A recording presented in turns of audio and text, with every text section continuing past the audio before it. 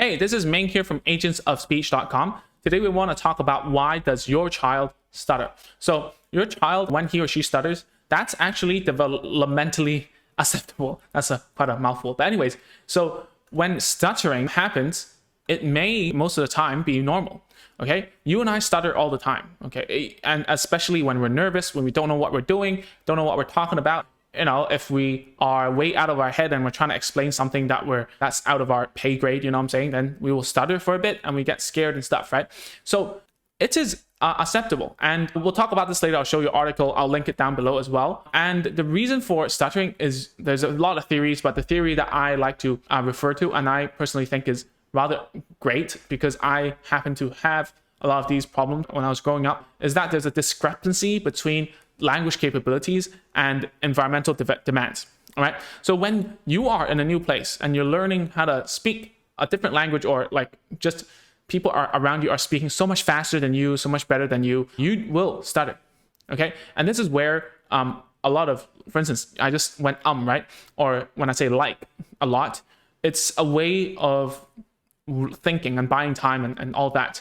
And it happens a lot that, you know, when language capability isn't as high and you're not as clear-minded and the environmental demands are too damn high, you know what I'm saying? Like, so if you're speaking on stage, you're talking to a bunch of people, you're talking to people who you look up to, you are gonna sweat and you're gonna stutter. Okay, so imagine a child who is just learning how to talk and they want to speak and like they want to tell a story to you, they're super excited, they want to talk about what happened at school, whatever. Of course they're gonna stutter, because the language capabilities aren't high enough to be able to get there. Okay, let's see a bunch of some things from the ASHA website. So ASHA is American Speech Language Hearing Association. Okay, so here it says, and I'm just quoting them right here, causes of stutter, right? So there aren't really no known causes for this stuttering. There's a family history of such. Okay, there are brain differences, but we don't have enough research to talk about this, right? Gender, boys are more likely, it's just a risk factor, not the cause. Age, when stuttering began, right? So children who start stuttering at age 3.5 or later will more likely to continue stuttering. And that's just a fact, that's just a risk. And these are all just risks, right? So obviously the best way is to see a professional. Some SLPs, some STs are specialized in stuttering, disfluency disorders. Right? I am not one of them. I just know the bare basics to treat and to diagnose. My focus is not in stuttering. And I want to tell you this as well, because your focus shouldn't be in stuttering as well. All right. Why is that? Well, because let's see up here. Okay. So the signs and definition. So a lot of disfluencies or stuttering that we happen to us are not stuttering. So stuttering here is used very, very strictly as the disorder term. All right, so when we add a word or a sound, like interjection, like I always do, like like whatever, that's not stuttering. Repeating the words that I do as well, like when you say cookies and milk, or repeating phrase like he is 4 years old, those are not stuttering. All right, and also changing the words in the sentence and like just revising is also not stuttering. These are very typical and normal. Okay, not finishing a thought is also not stuttering. So there are some stuttering patterns that are what we call pathological, meaning this is what happens when stuttering happens, right? This is the symptoms, okay? So we have part word repetitions. So for instance, if you say, I want a drink, that is more of a stuttering disorder symptom, okay? Second of all, it might be one word repetitions, like go away, like that. So you might have heard that before. Okay, the third one is like prolonged sounds, like Sam is nice, like that. Like I'm just reading the examples here, right? And the thing that I think is the most prominent in stutterers, if that's a word, is a pause. It's what we call blocks, right?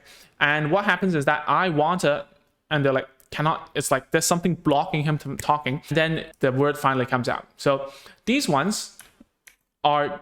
Let me just change back to okay. So these are the symptoms for like stuttering disorder, okay? And I think that there's one more that happens a lot, and that is facial grimaces. So when they try, like with they, I mean like people who have a disfluency disorder, when they stutter, is that they will have facial grimaces. They're trying to talk like that, right? So We see this actually happen a lot with children who have speech disorders, and that is not stuttering. So you need someone professional to see which one is which. Okay. The last thing I want to talk about is the best practices for stuttering. Okay. Best practices. If you see your child is starting to stutter, what should you do? All right. First of all, remember, hey, Ed Sheeran used to stutter like crazy, and then he, a lot of people would think, and I also think stuttering is more of a psychological thing. Okay. And what we need to do for children who are like developing the language is not to finish their sentences. Let them stutter it out. That's part of the practice as well, right? So if you help them finish it or correct them or just like that, they won't go through that developmental stage of getting rid of the stuttering. Okay. So just let them be, because they're already trying. Let them get it out of the system. Okay. Second of all is to give them as much language rich as possible and to praise them when they're smooth. Okay. So there's a protocol that we use in treating younger children. And I'm not going to say the name here. I'll link it down below. And what we usually do is just that we play with them. We do a lot of language facilitation.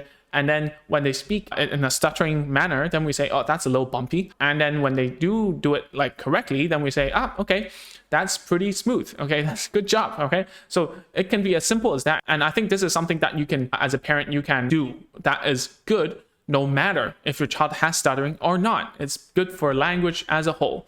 Okay, don't overcorrect your child. Don't help them finish sentences. Let them speak it out. Let them stutter it out. If that's the correct term for it, just let them be this fluent, right? And then when they do say it correctly, just tell them and the feedback and praise them. Okay, so that's the last thing I wanted to talk about to you today. Okay, and before we go, you can go to agentsofspeech.com/checklist to grab a list of tools and toys that we recommend you to get when you start home therapy. All right, so thank you for tuning in. I'll see you in the next video next week. Bye bye.